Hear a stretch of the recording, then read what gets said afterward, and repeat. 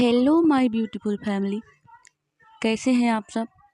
I hope I wish I pray सब ठीक ही होंगे, अपना ख्याल रख रहे होंगे और सब कुछ अच्छा ही सोच रहे होंगे।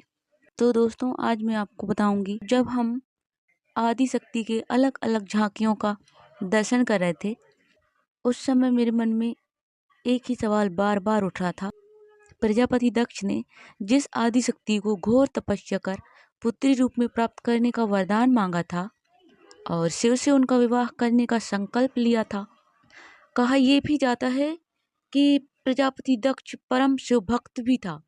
फिर अचानक उसके मन में महादेव के लिए घृणा, आदि शक्ति और शिव के मिलन में बाधा उत्पन्न करने का विचार कैसे आ गया।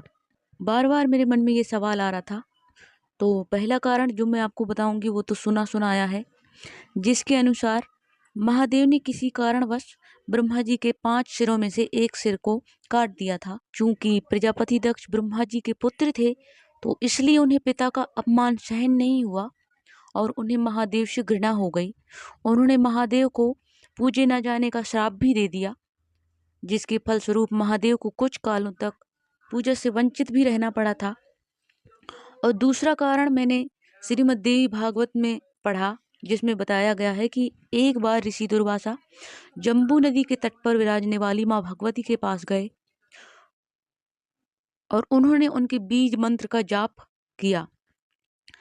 उनके जाप से देवी प्रसन्न हो गईं और उन्हें साक्षात दर्शन दिए और वरदान के रूप में माँ आदि शक्ति ने अपने गले का माला उतारकर ऋषि दुर्वासा को दे दिया। ऋषि दुर्वासा बहुत ही प्रसन्न हुए और सम्मान के साथ उन्होंने उस माला को ले लिया और वे वहां से निकल पड़े। उन्हें रास्ते में प्रजापति दक्ष मिल गए। जब उन्होंने मुनि के पास वह माला देखी तो वे अत्यंत प्रसन्न हुए और उन्होंने ऋषि से उस माला को प्राप्त करने की प्रार्थना की। ऋषि दुर्वासा ने सोचा, ये स्वयं भगवती का इतना बड़ा उपासक है तो इसे मैं ये माला दे ही देता हूँ, और उन्होंने वह माला प्रजापति दक्ष को दे दिया। दक्ष बहुत प्रसन्न हुआ, पर उसने वह माला अपने पूजा गृह में ना रखकर शयन कक्ष में अपने बिस्तर पर ही रख दिया। फिर रात्रि काल में अपनी पत्नी प्रसूति के साथ उसी बिस्तर पर शयन किया और वे समस्त क्रियाएं जो पति पत्नी की होती हैं, परंतु बिस्तर पर रखे हुए माला के कारण माला का शुभ प्रभाव उनके अपवित्र कृत्य के कारण दुष्प्रभाव में बदल गया और दक्ष को भगवती और महादेव दोनों के प्रति घृणा हो गया। दक्ष के मन में अहंकार की भावना प्रबल हो गई। इसी कारण वह सरस्वती के मिलन में सबसे बड़ी बाधा बना और उसका परिणाम बहुत कालों तक संसार को भी भुगतना पड़ा।